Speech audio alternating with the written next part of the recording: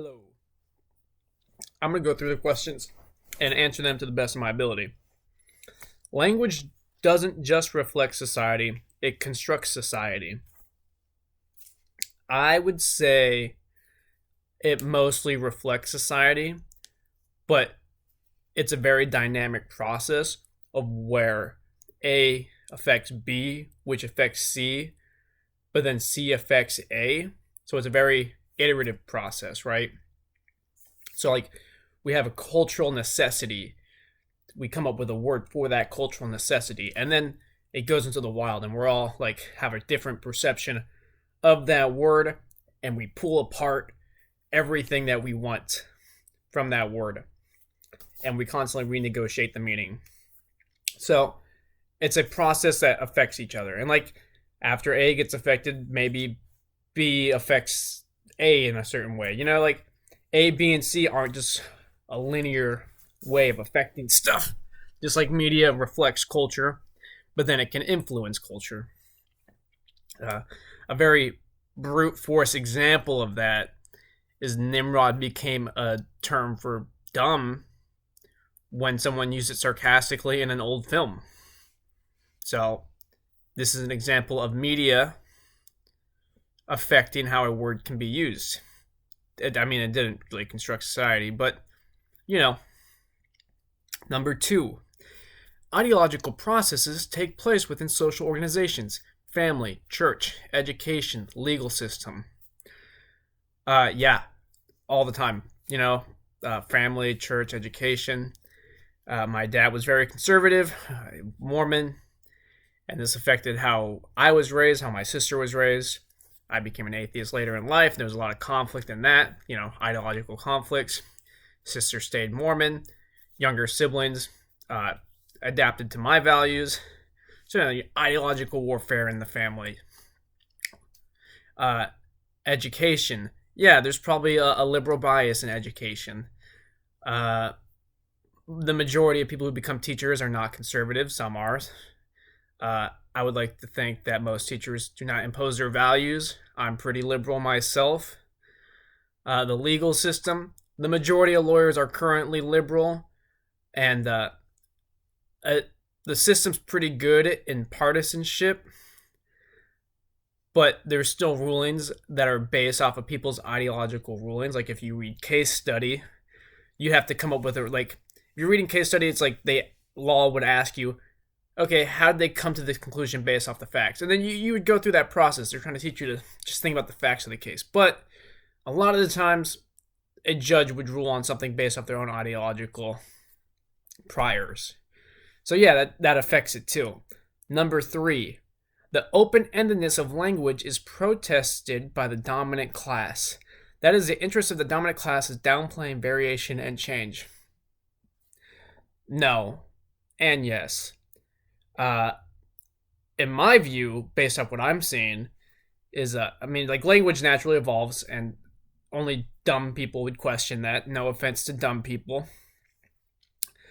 But language change that often happens, this isn't even really always language change, but it is higher classes like academia, the ivory tower, prescribing language change and expecting the working class to keep up.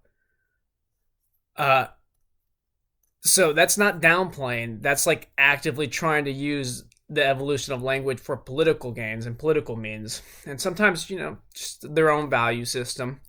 And there's nothing inherently wrong about that. But I also don't think the dominant class is downplaying variation and change to maintain their dominant class, but also utilizing language change to maintain their dominant class if it's going to be in the frame of power. I'd say 80% of people are just too apathetic to actually care about power, and then we have the 20%, and half of those are good at it, and the other half are just losing to the other half.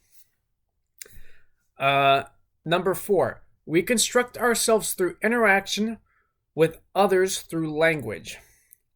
Yes, every problem and every thought is an interpersonal problem in thought.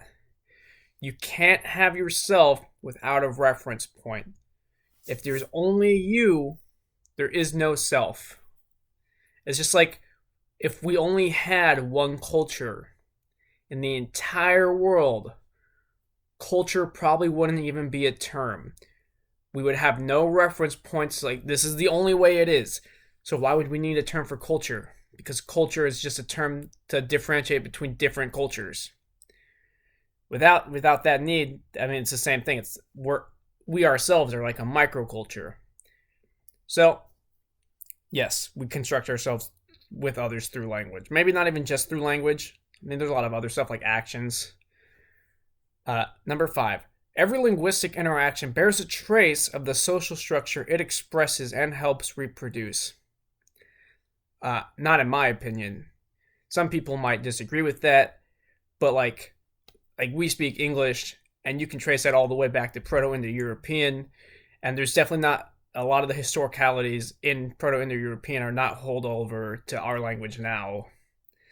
I definitely don't think. I mean, there's vestiges of historical precedent affecting today's society, like disparities in outcome of health and wealth. But is historical social structures baked in the language? I don't think so. Every new generation of people are renegotiating meaning constantly based off the context that they see. It's very iterative, and not saying that it's impossible for it to bear traces of social structure, but I think it's more that we've recorded those social structures so we can trace them back, more so that they, I guess in a sense it's bearing the trace, but it's not very explicit and it doesn't necessarily mean anything, in my opinion. Number 6, everything we do in the classroom has broader implications than just for the classroom. Yes, because the classroom is just to teach you how to live outside the classroom, how to learn facts about stuff. The education system is definitely a form of imposing values, because the state has always used education to impose values. Who imposes those values kind of matters. But I'm neutral on it, of course. But yeah, the classroom isn't just for the classroom. It wouldn't make any sense to have a classroom then. Classrooms are affected by and affect the world. Yeah, it's the A, B, C affecting A, B, C affecting A, which affects B, you know? Totally. They renegotiate their meanings all the time.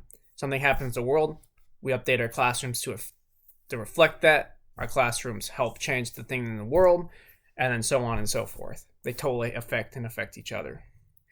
Number 8, teachers and students act in a complex way / opposition, and resistance is possible. Teachers and students act in complex ways / opposition, and resistance is possible. I don't really understand that question. Complex ways in opposition, and resistance is possible. Resistance is always possible. Big brain. Classroom pedagogies and cultural references. The classroom is a place where there can be a cultural struggle over preferred ways of learning and teaching. Their classroom in a place, there can be cultural struggle over preferred ways of learning and teaching. Yeah, there can be. Some Westerners go over to teach in Asia, and they find that the Asian students are unresponsive to the pedagogies that they learned in Western context, whether it be like more interactive methods of learning language, and like a Japanese student's like, I'm not participating in that. I just want to do what I've been doing this entire time. Yeah, that's a struggle of a culture. This is an example of how social construction affects how we interact with new cultures. Number 10. Essential categories such as men, women, and class, race, and language power are contingent, shifting, and produced through the particular. Essential categories such as men. I don't think so. I mean, some of it is. but like class is based off wealth, and wealth is everything's a social construction, right? So you could just say yeah, it is, because it is, right? But like there's still realities. The reason we're coming up with these categorical definitions is because they exist, and they may not exist in the most accurate way that language describes them as. Like, our conception of race is very different than the genetic conception of race and what's actually happening.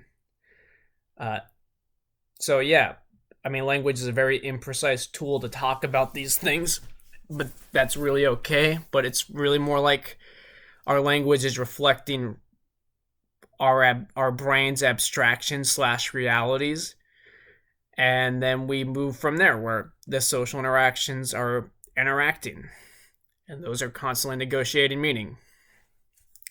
So yeah, this is my video on all 10 questions. You said answer 5, but I was like, I can do all 10, even though some of the answers were a bit not great and a bit convoluted. So thanks for watching.